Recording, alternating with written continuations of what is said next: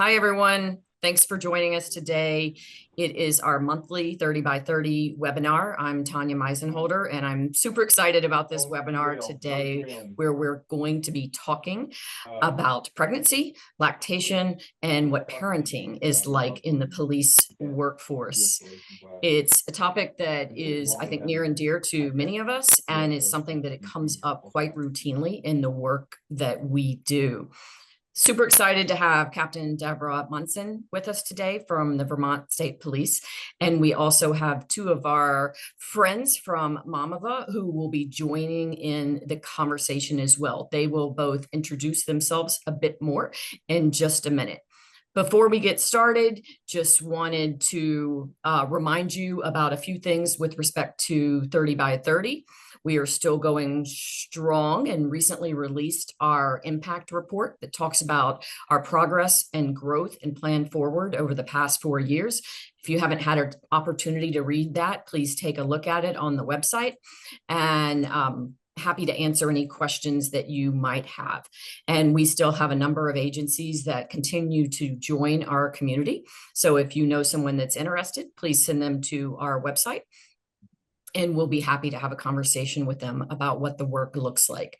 A few reminders about the webinar itself. We are recording. This recording will be made available on our website in about a week.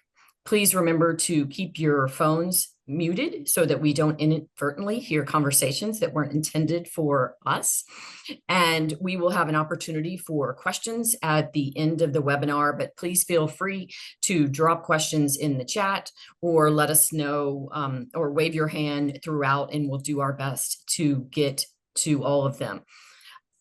So a little bit about Mamava. So we've been working with Mamava for some time. If you're unfamiliar with the company, then at some point we'll put some information about the company in the chat so you can follow up with them. It was important for us to bring Mamava in today, not because we're looking for people to sell a product, as you know, NYPD.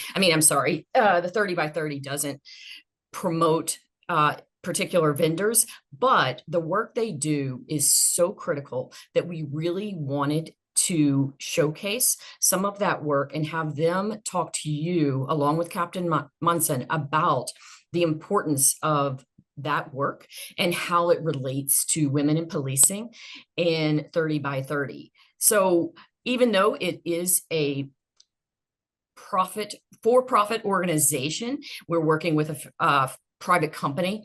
This is not a solicitation. This is an opportunity for Mamava to share what they've learned in the field and highlight one example that is really important to all of us. So I just wanted to make that point in the beginning. Having said that, there are many agencies doing this work, and that thinking about pregnancy and parental leave and the challenges that Debra Munson is going to talk about from Vermont. But we also know that this particular example may not encompass everyone's experience. So that's something that I wanted to share before we get started. Suzie and Paige, if you would take a moment to introduce yourselves, that would be fantastic. Thank you. Thank you so much for the introduction, Tanya. My name is Suzie McKenna. I'm the Director of Government Solutions with Mamava. I've been with the company just over 7 years now. And cheeky disclosure, like Tanya said, yes, we are a for-profit company, but this is not a commercial. This is not an advertisement. We are simply sharing the wealth of information we've learned over the years with regards to policies, the lack of policies, and the need to update policies. While you may be the specialist in your own agency, we talk to hundreds of agencies over the years, and we've collected a lot of information, and we want to share the wealth of the knowledge, which is not for sale. So that's why we're sharing it here. And I'd also like to introduce my colleague, Paige. Thanks so much, Suzie. Yes, my name is Paige Feeser. I use she, her pronouns, and I work underneath Suzie as a government account executive here at Mamava. I'm still relatively new to the company. I joined in 2023, but it has been a real honor and privilege to talk with law enforcement agencies all throughout the country and hearing about their opportunities and challenges when serving their female officers and providing lactation accommodations. So as Suzie and Tanya noted, we're really excited to welcome Captain Debra Munson here today as one of those examples of conversations that we're having out in the field. We've actually been working with Captain Munson since 2023, so when I first started, and I still very much remember Captain Munson actually coming into our Burlington, Vermont offices. She had her two little infant twins. She created such a storm in our office. We were so giddy to meet her little ones, but she had approached us wanting to purchase Mamava Paz to serve the needs of the Vermont State Police officers. Upon further reflection and looking at the culture as well as policy of the department, she realized that she needed to take a step back from that step and realized maybe my work is needed elsewhere before we can start, really in earnest looking at lactation space infrastructure. So with that in mind, we had really transparent conversations, and because of our Mamava's local presence, as well as personal connection to the Vermont State Police, we've actually stayed in touch with Captain Munson over these years, and really have, over time, provided an ear. We've helped Captain Munson brainstorm ideas, as well as provide a consultation.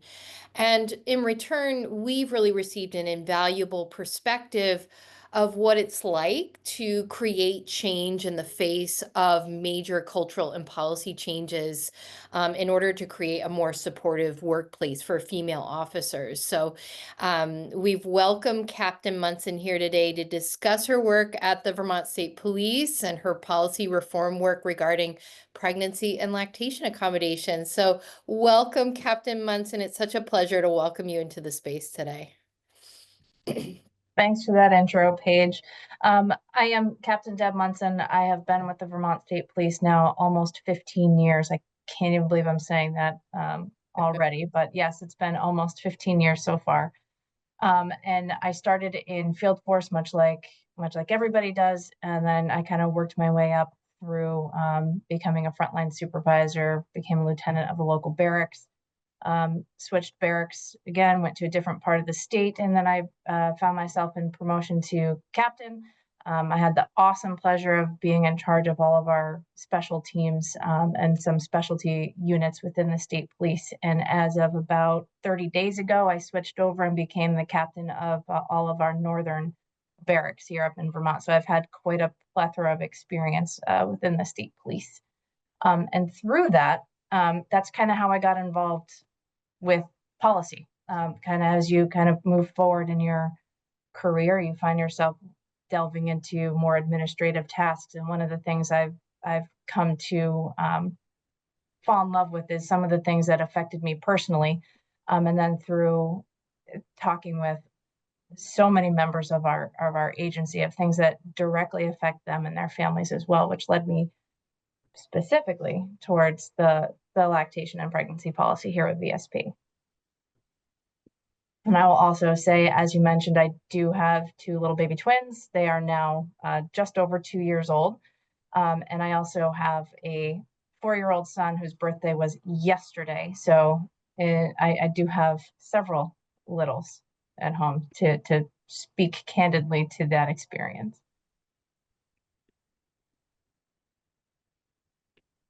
Thanks so Wonderful. much. Oh yeah, go ahead, Suzie. I apologize. So, Captain Munson, thank you so much for giving us an overview of where you've been, where you are now, and some of the things that you're facing as you're moving things forward. So, If you're thinking about your personal experience becoming a new parent with so many littles, while serving as a member of the VSP command staff, um, what's been your personal experience overall? Positive, negative? We'd love to hear about it.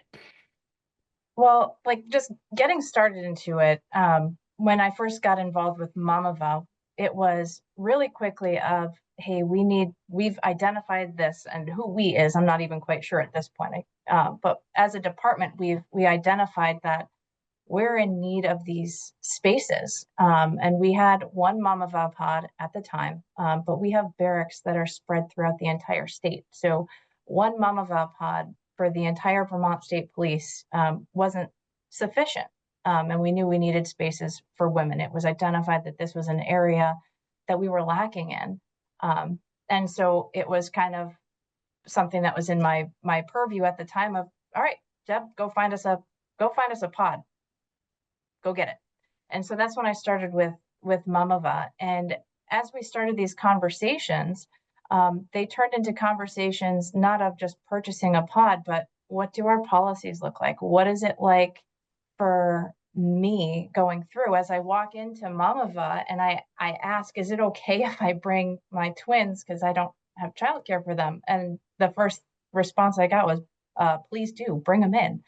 And then it was utter chaos, but still, we welcoming that in and just starting these conversations of what is it like to be in a uniform and have babies and to be breastfeeding, and my wife going through the same experience about a year prior with our son.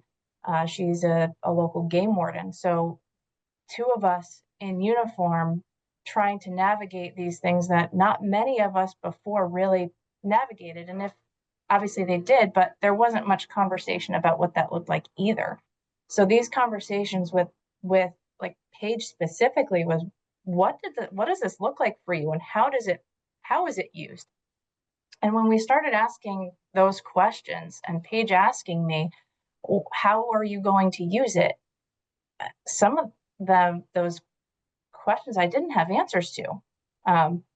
And so it was like, well, what does your policy say? So we pulled out the policy, and our policy didn't say much. It was better than it has been in the past because we did revamp it at one point, but it still didn't give direction. It still didn't provide much. There was probably more question than answer with what our policies provided. So which kind of led down the path of, well, what exactly do you need? Because we didn't really even know. And so that is really what sparked this 2-year relationship with Mamava, where we kind of are now. So we've had to navigate a lot of waters. It took a lot of talking to other women within the department, sparking conversations that we never really had. And talking to the men too, and putting out there what perspectives are, what people understand, what people don't understand, the questions and conversations that people are uncomfortable having. Like, these are things that are relatively private, but things that need to be addressed as well. And some of those conversations went to, well, how much does this really affect the Vermont State Police? How much does this really affect women? Are we losing women over not having these policies? And so that became like the start of me putting a significant amount of effort into formulating a policy that we feel that fits for today. And also the realization that we're going to have to revamp it as time goes on, because these things can't just stay stagnant either. So that's kind of the history of where we got to where we've gotten. Captain Munson, can I ask you one question? What was the thought behind going with a vendor as opposed to allocating space internally? I know that a lot of agencies kind of struggle with that, but they also are typically in older facilities that are really not fit for having lactation space. So that's still a big issue for us. And I will say that, not to reference any past movies or anything, but some of our barracks are very reminiscent of old trailers too, and there's just not space in those either. So it's still a big challenge that we face, is actually finding space to put a Mamava pod. And those were some of the questions that Paige and I spoke about right off of. Some of our barracks don't have the space to put one. And then there was conversations of, well, is a garage appropriate? Can we put it in a garage? Well, is the garage heated? Do we want to have access to these? Can it go in a hallway? Where is appropriate in the barracks for these? And where does space exist for them? So it still very much is a challenge, just because putting a pod somewhere may not be the answer, but also when we're dealing with some very old buildings, creating a space isn't an option either. And I'm pretty sure that's reminiscent of several agencies throughout the US. It has to be. Well, before I turn it back over to Suzie, I will say that having been in some lactation spaces in various police departments, some are far better than others, but I would tend to take a pod over most of those spaces on most days. Suzie, back to you. Well, in thinking about your experience, being command staff, that's a different experience than the VSP troopers. So in thinking about their experiences, how has that been different from them? And how are you incorporating that into the policy changes that you're working on? So how we started that particular conversation too was kind of after the fact. I was already done breastfeeding. And I said, wow, that's such a challenge to, like, I had my own office space. I wasn't working out of a cruiser like most troopers do, right? I work out of an office as a lieutenant at the time. And so I could come in, get into my space, I could change, I could pump, I could type behind my computer, I could get back. And all of that, as some know, that takes a really long time. That could take up to an hour, realistically, to do all those things and do that. As a lieutenant, I'm still in uniform, still wearing a bulletproof vest, still coming in. So changing and doing all those things was a challenge for me, but I could do it in my position. And then after all was said and done, someone asked me, well, why didn't you just ask to be in plainclothes or work in a plainclothes capacity? You're a lieutenant. And I looked at him like, I never thought of that. I'm a trooper. My job is to be in a uniform. I never thought I could ask to be in a plainclothes capacity to make this easier for me to do. And so then that I was like, how many troopers did that affect? Because talking to my wife, she was a uniformed game warden. And so some of the conversations we've had amongst ourselves just at home were, am I going to pump today? She would say, because I'm in my work truck and I'm out in the woods. How am I going to do that? I don't have space to do that. I'm in a truck. And so for her either, the question of, well, could she have asked to be in a plainclothes capacity was never a thought of ours. And it was certainly not something that was in writing that we were able to ask those questions. Now, would our departments have made that accommodation? More than likely, they would have said, well, never thought of that. Sure, go ahead. But neither of us ever thought to even ask the question because it wasn't there for us to ask. And it's not, quite frankly, it's not something that people really talk about either. It's something that if you go to your male counterparts and say, it's really hard to be in a uniform because I have to pump. The response is probably going to be, okay, don't pump. I don't know what to tell you.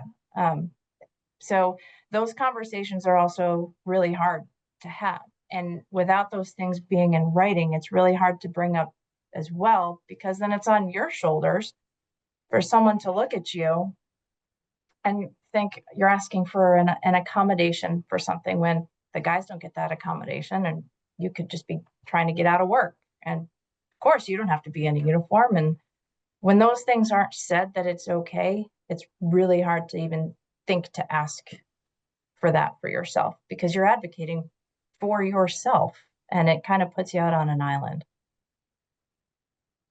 So you listed so many different challenges, not only for yourself, but for troopers out in the field. And, the same experiences that your wife was having. Out of all of those, and maybe you haven't even mentioned it yet, but what's the biggest one that you see, the biggest challenge that you see, in really changing and dealing with the existing workplace culture?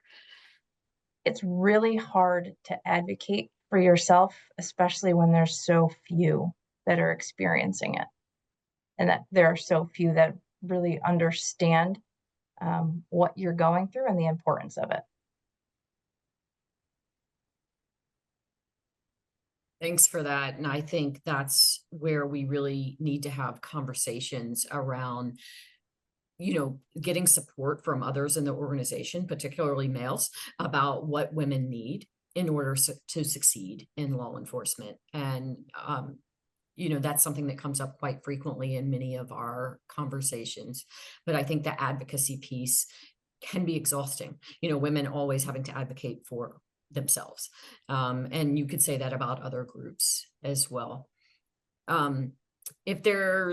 If we can for a minute, I'd like to pivot to 30 by 30. You and I have had some challenging conversations about 30 by 30 and what it's been like for you. And I'm really thankful for your candor and having those discussions with you, because it helps us learn and grow. And I hope it's done the same for you. Just for a minute on 30 by 30, can you talk about how 30 by 30 is being used at Vermont State Police and what challenges did that create? We used it very much so as like an advertising and recruitment tool. And kind of I don't want to say the unsaid thought behind it was, we're putting 30 by 30's name on this. We're going to use it for, people are going to see that and want to come work for us. It's going to generate applications, interest, and that's where it is. So we really started putting 30 by 30 on almost everything without much explanation to it at all, without a context, without a perspective, kind of just using it to get people to come to the Vermont State Police. And it was not overall received very well, for that matter. And could you, if you're able, can you talk a little bit more about how that's evolved kind of over time? And, I will say for those on the call, we have heard that from other agencies. And I think we've given some thought to what we need to do to agencies when they're starting out with this work to really be able to explain why it's important and why it matters, because you're not alone in having had that experience. Yeah, so it led to this perception that VSP was, getting rid of some of their standards and lowering their standards, for that matter, just to get women to do the work. And it was a perception amongst the women that we had to lower standards in order to get women to work here, or to meet the standards for women. We have to make this job less, and not hold people as, I don't want to say accountable, but not reach everyone's expectations, if you will. So, and that's what everyone's kind of perception, I'm using everyone loosely, very generally on that, was that all we were trying to do was get more women to do the job, and both internally and externally. That's what it essentially turned into, and what made everyone believe that, to the point where it evolved into us staying very much away from 30 by 30 in the limelight, to us not even advertising that we were a part of 30 by 30 anymore. And it led to a lot of things just being done kind of in the background. Like this pregnancy and lactation policy was done very much in the background, not real advertisement of working forward on moving on policies and things of that nature, but very much 30 by 30 in the background is where it turned off to be. Yeah, thanks for that. And like during our previous conversation, I appreciate your candor, and, hopefully we have a path forward that addresses some of those challenges. I will make a short note that in our recently released impact report, we do address some of those misconceptions around 30 by 30 and try and make it very clear about what we're about and what we aren't. And most of what we're about is not just increasing the numbers of women, because the last thing we want is to bring women into an organization where it's not healthy. But the work that you are doing with pregnancy and lactation and parental leave, that's exactly the type of work that we want agencies to be doing, whether it's in the limelight or not. So thank you. Thank you for that.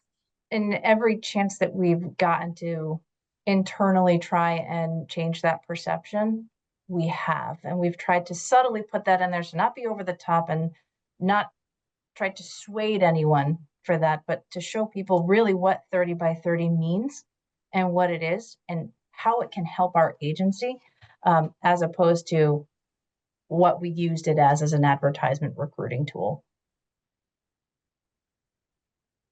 That's awesome. And so let's talk a little bit about the policy work that you've been doing around lactation and pregnancy and parental leave.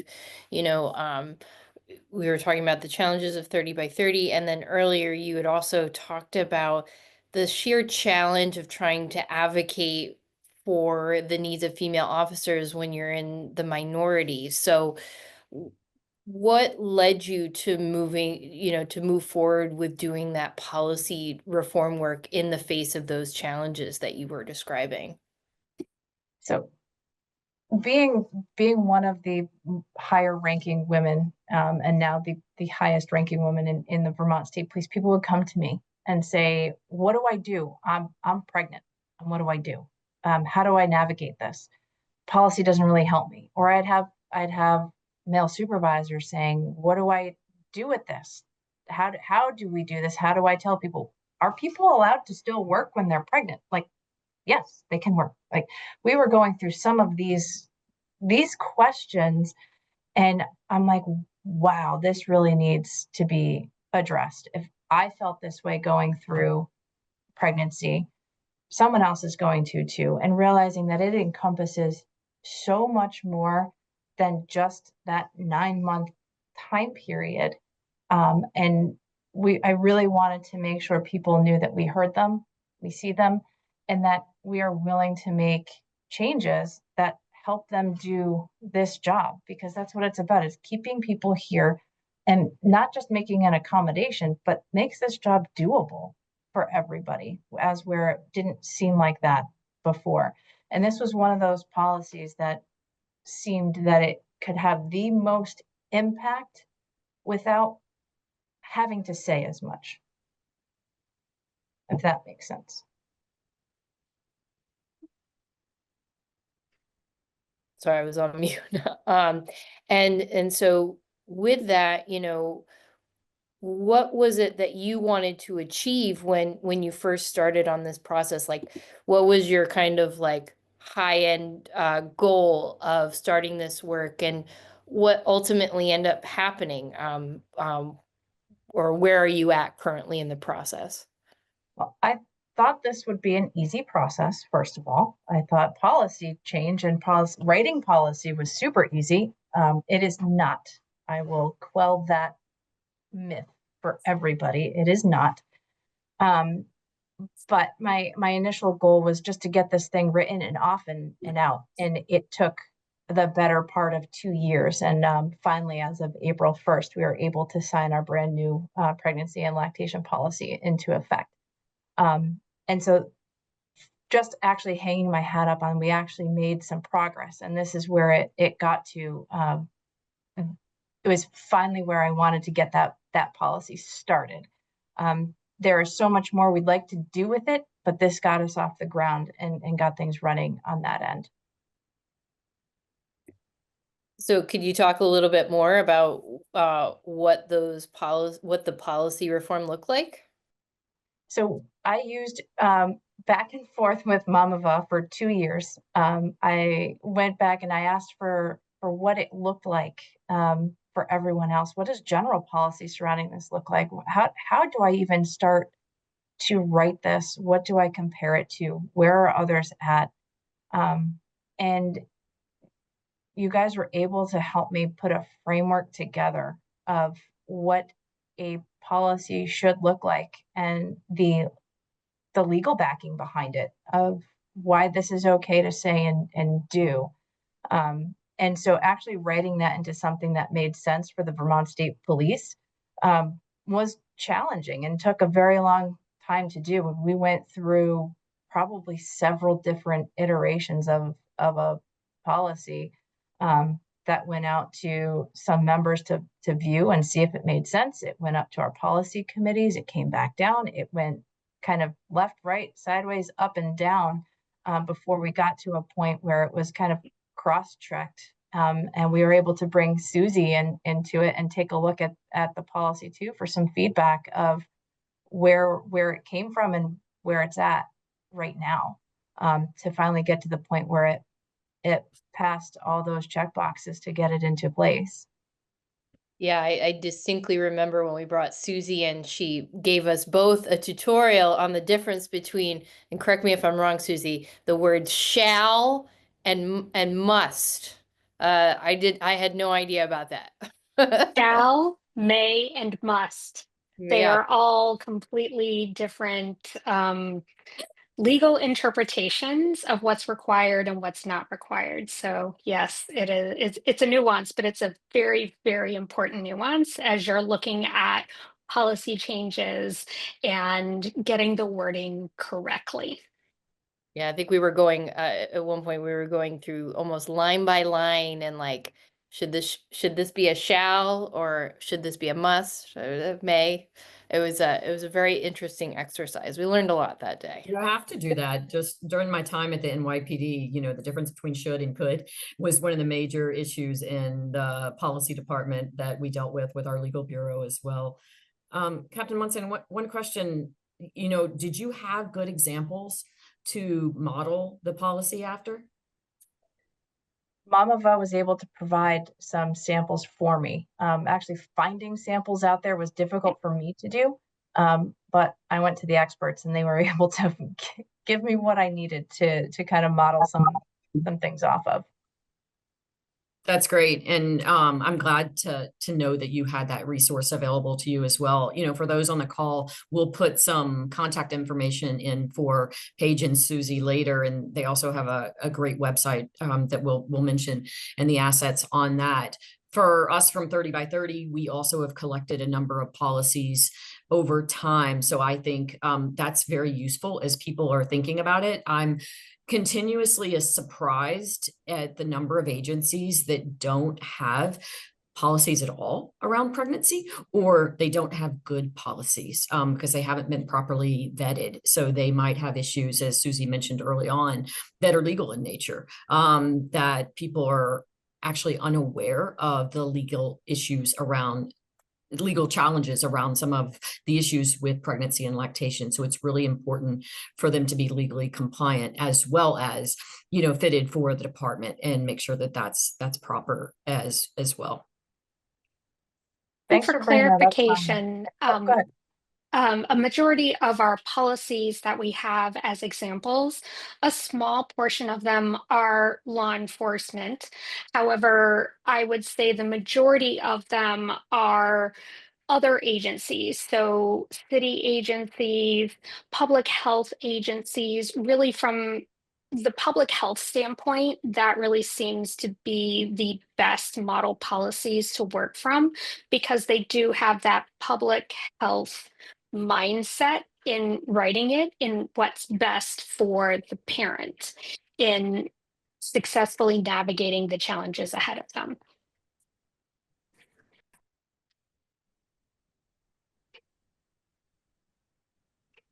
So, Captain Munson, so based on the policy reform work that you went through and you were successful in, if there are folks here on the call, considering, we want to make these policy reforms ourselves, what advice do you have? What do you recommend? Where should they start? What are some things that they should do? What are some things they should not do? What wisdom can you relay to the group?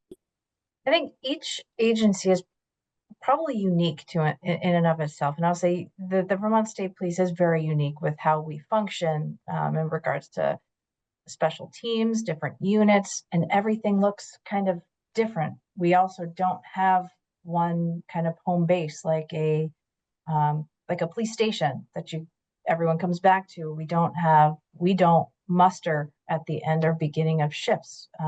We don't have that here. We sign on from home and you immediately start into your workday. So there was a lot of different nuances for us. And I would assume that for many agencies, you're going to have similar but different nuances. And I would encourage someone to talk to people about what the challenges they faced going through this in the past, or what they anticipate being challenges for them if they want to go get pregnant or go through that process with their family. Talking to people and figuring out what the challenges may be a good start for people to figure out what needs to change with their policies, or where they even start the framework from, and how to formulate that. And that's what started with us, was just the conversation. Because it used to be basically you had your gun taken away and it was as simply you were on light duty the second you announced to anybody that you were pregnant. You really didn't have much of a choice, which led to people hiding it, not saying anything, or saying something right off and immediately learning to work out of a barracks, not doing much of anything that was worthwhile. So it took a lot of conversations, hearing what people's past experiences were, first of all, and then also listening to people who were scared to even start the process and didn't know where to begin because they were so unsure. I would start there and start pulling what people's experiences are and were, for sure. Yeah, I love that so much. And that does sound like a really great place to start. And as you so well said, create and change policies that really meet the needs of the department as well as your officers. So, Captain Munson, what's next? You've crossed this major milestone. What's next on the docket? How are you going to create more change at the VSP? Well, I love policy so much that I am considering trying to revamp others. But no, in all seriousness, I would like to take a look at additional policies that affect our agency in more than one way, of looking at things that may be dated that still seem to fit, but don't really fit modern ways that they should be, and more accommodating for people. Like, this is a very hard profession to be in. It doesn't have a super amount of flexibility. And depending on the agency, it looks very different for everyone. And I do know that there are policies that we have that need updating that fit today, that, again, like I said before, that our current lactation and pregnancy policy is going to need updating in 5 years from now as well. So taking a look at things and keeping things modern and up to date, it's something that I really need to take a look at and would like to continue to do, because if we don't ask the questions on how to make this place better or make law enforcement better, we're going to continue to do things that we've done years ago, and we're not really going to grow, for that matter. And we're going to neglect things that should be taken care of now in order to meet the needs of people, that we may think that we're meeting, but we're just missing the mark. I think that's spot on. You know, we talk a lot in 30 by 30 about different policies and how you can improve them to improve policing, because at the end of the day, that's what we're trying to do, is make policing better for everyone, as well as meet the unique needs for women. So there's a number of areas, I think, within policy that you can work to improve. And I really like your point about trying to keep them fresh and up to date and relevant, especially in this time where we have staffing challenges. We all know that many agencies across the United States are facing challenges with recruitment, retention, and officer safety and wellness remains a tremendous issue for police officers. So, you know, thank you for that work. And I know I don't have to tell you this, but for everyone on the line, when you think about policy, it's great to have the policy in place, but are the people actually following it? Is it being implemented in the way that it should be, and how are people held accountable or not to what the policy actually says? So that's a larger issue around culture. But I'm sure you know that all too well. It's great that you say that, because we wrote our policy very much with that in mind.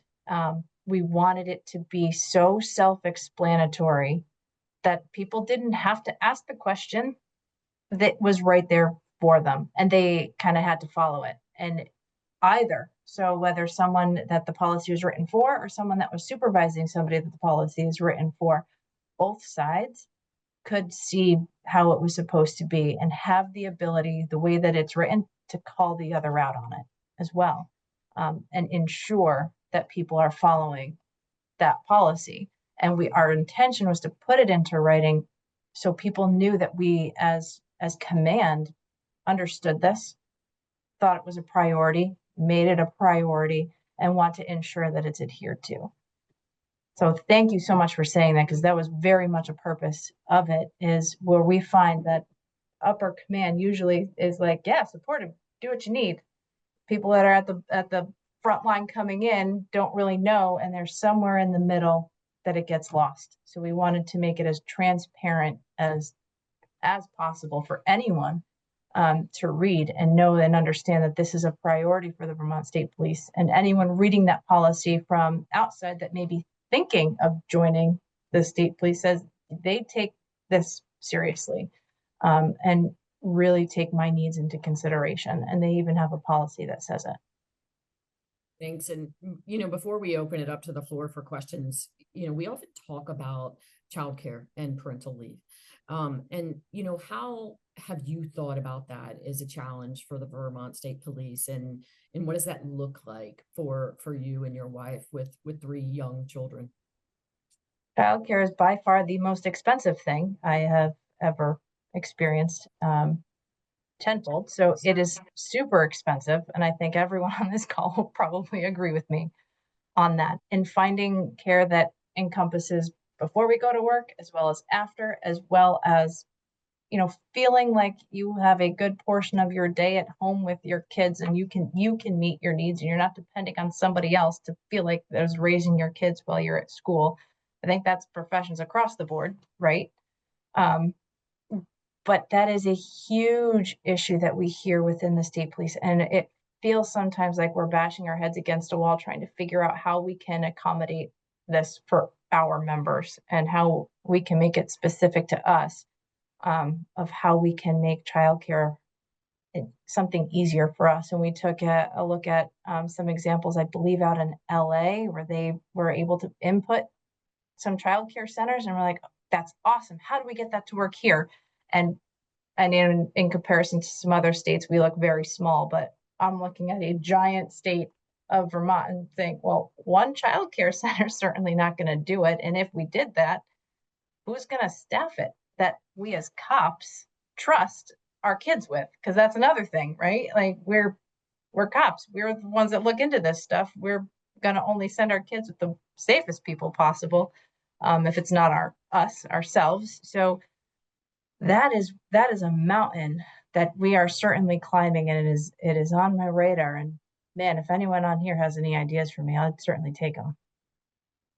Thanks. And I think one thing that we talk about in 30 by 30, and we did do a webinar in January with some folks that are exploring childcare from Nashville and a few other agencies, if people want to join that. But I think too, what often goes unrecognized or unsaid is how much that affects everyone in policing. So it's not just women.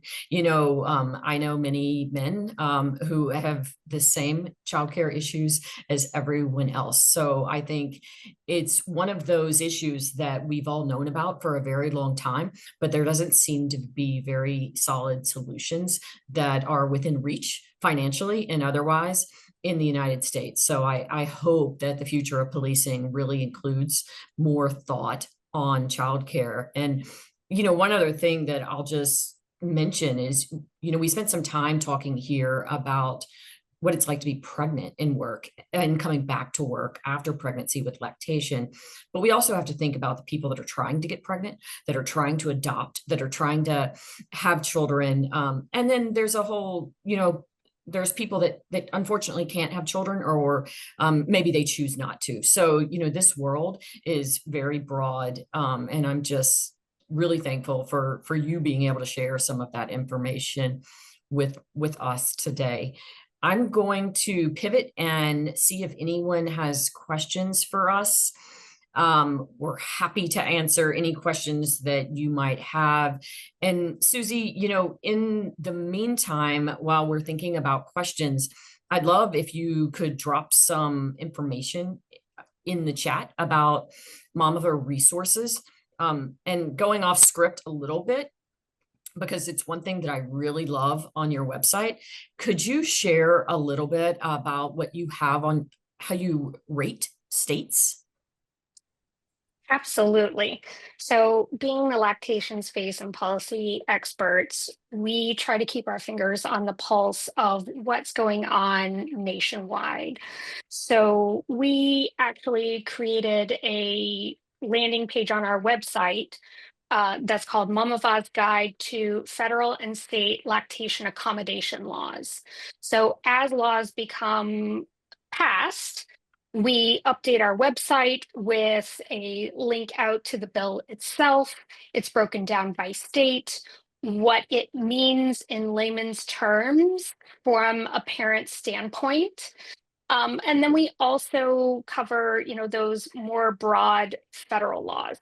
And what we've done is gone ahead, and I'm going to paste this link in the chat here so you have it as a reference.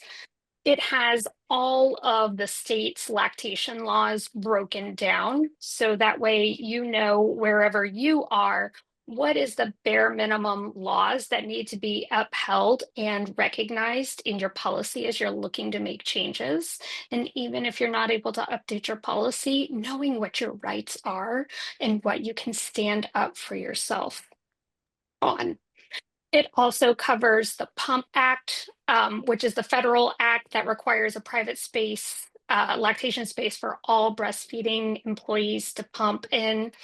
The Pregnant Workers Fairness Act, so increasing protections for pregnant and breastfeeding workers, the FAM Act, supporting travelers in airports, and many others. So this is a great resource as you're looking at doing your research. And please spread the word, use this information. We do track policies that have been introduced to Congress as well as across multiple states, and we track these very closely. So the moment they become enacted, we can report out and back to everyone on that. Thanks so much for sharing that. And Paige, I saw you just unmuted. Did you have something to add? Well, no, I thought that was very comprehensive, Suzie. I do just want to point out we've got a couple of folks on the chat asking to see the Vermont State Police actual policy that they had that was reformed. So, Captain Munson, how can folks see a copy of the work that you completed? What I could do for everyone is I could throw my contact information in the chat. I think Tanya, you might also have that too if people don't have access to the chat or what have you.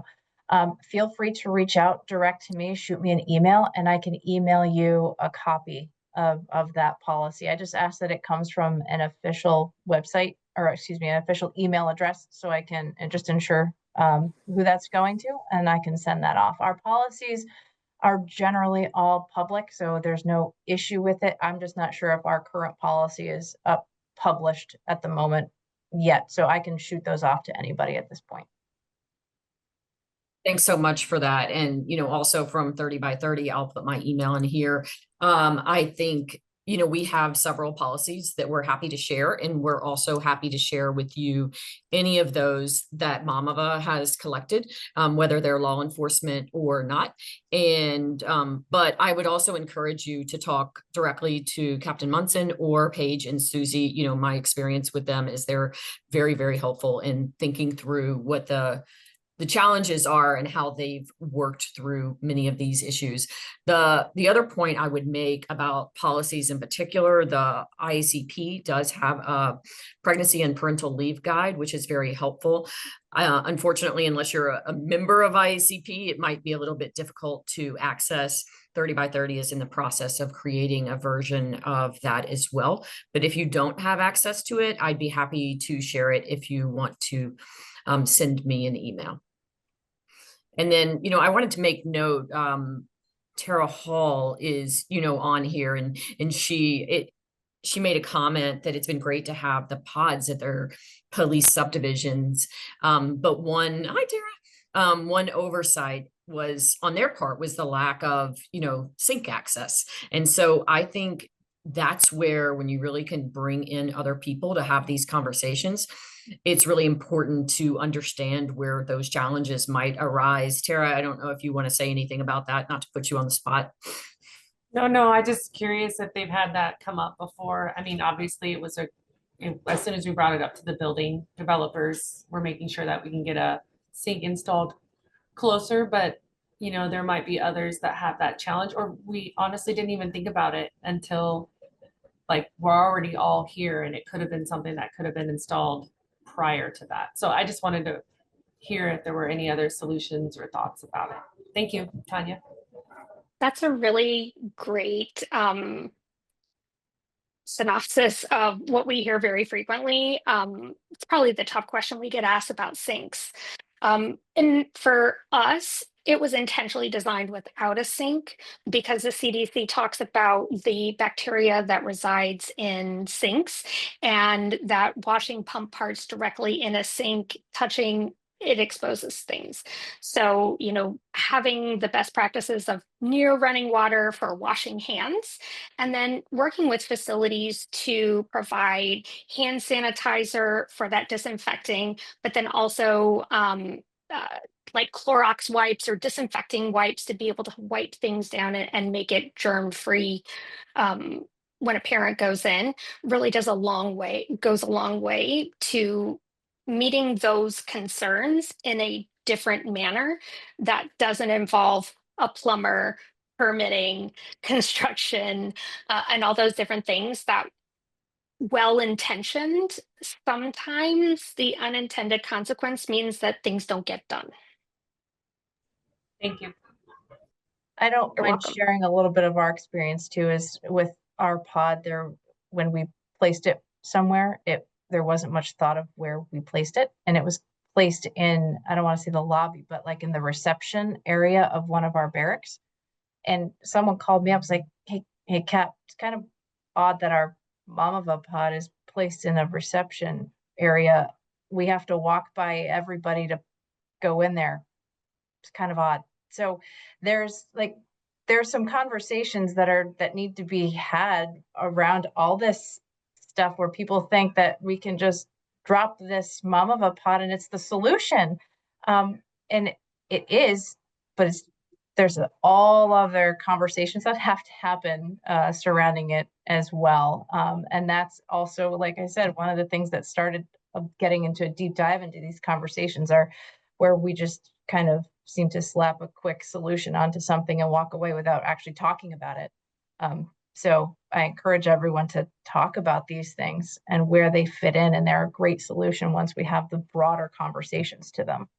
I just want to champion what Captain Munson just said is, not, we talk a lot about Mamava is, when it comes to providing workplace accommodations, we have some employers that, their main goal is to check the box. And, you know, by having these conversations internally amongst all employees, you have an opportunity to really create a workplace accommodation that is truly supportive and meets the needs of employees. And I think, you know, I think placing a pod can go in that realm of just checking a box. And so when we talk with folks at when we talk with our customers, we talk about not just, you know, buying a pod, we're talking about creating a workplace support program. So we really also talk to folks about you creating the accommodation, but how do you make it a convenient and supportive accommodation? So at the top of our conversation, Captain Munson was talking about realistically, it takes me an hour. It could take, when I was breastfeeding, it took me an hour to get through the whole session. So we talk about, well, does it have to be that way? We also, at Mamava, we partner with other organizations like Medela, the breast pump company, to actually place breast pumps inside the pod. So with that opportunity, an employer has an opportunity to take a bag off of mom's shoulder, so they're not having to lug around breast pumps. And if you're an active duty officer, that's a real opportunity to just only have to worry about your breast pump parts. You bring them to your pump, you plug in, and then, you know, Suzie was talking a lot about the CDC and hygiene. You know, Medela makes these really great breast pump sprays so that you can sanitize your parts without having to worry about a sink. So there's a lot of solutions out there to handle some of these obstacles that police departments are going through. And there's a real opportunity to go above and beyond just a lactation room or a lactation pod to really create something that's going to help officers feel valued, seen, and supported. So, you know, it's a really, it's an opportunity. Thanks, Paige. You know, that was very well said. And I think, as Captain Munson mentioned, you know, earlier about 30 by 30 and using that as recruitment, people should think about pregnancy policies, trying to get pregnant policies, lactation, childcare, all of these issues as like the future of law enforcement. As we continue to have these staffing challenges and generational changes, people are looking for different things in careers in law enforcement. And I really like that y'all are going to continue to look at your policies on a routine basis, Captain Munson, to think about, are you meeting those needs? It's really important to do that. You know, we're about to wrap up. Paige, would you mind dropping you and Suzie's contact information in the chat for anyone that wants to reach out to you? I encourage anyone to please do that. I know from personal experience, they're very receptive, as well as Captain Munson, and anyone here would be happy to connect with you about these challenges. Captain Munson, as we close, I just really want to thank you. Your candor, your innovative way of thinking about this and not backing down in spite of some challenges, both with 30 by 30 and moving forward with policies, says a lot about who you are. And really glad that you joined us today. If we don't have any additional questions, then I will close for today. But Captain Munson, Suzie, Paige, any last words for our audience? Thank you so much for allowing us to join in on the conversation today. We're so excited to be able to share what we know and to spread the wealth of information. What we're here for. Ditto. Same. I'm always available. Reach out if you want to talk any type of issues that you're having. Try to work through them, because we're probably going through them or have or will be. So please feel free to reach out on any topic. Happy to chat. All right, everyone. Thanks so much for joining us. As a reminder, this will be up on our website in about a week. I've already seen a couple of emails pop up requesting resources, so please feel free to email any of us, and we will do our best to respond to you as quickly as possible. And I know I said it, but I'll repeat it. Happy to talk to anyone in your agency. And I know I can say the same. Suzie, Paige, you know, it's such a pleasure to continue to work with you. And When I met y'all a few years ago, I don't think I understood how well positioned Mamava was to answer many of these questions. You know, I like to think I know a lot about some of these issues, but you are truly the subject matter experts in this space, and we're thankful for your continued partnership.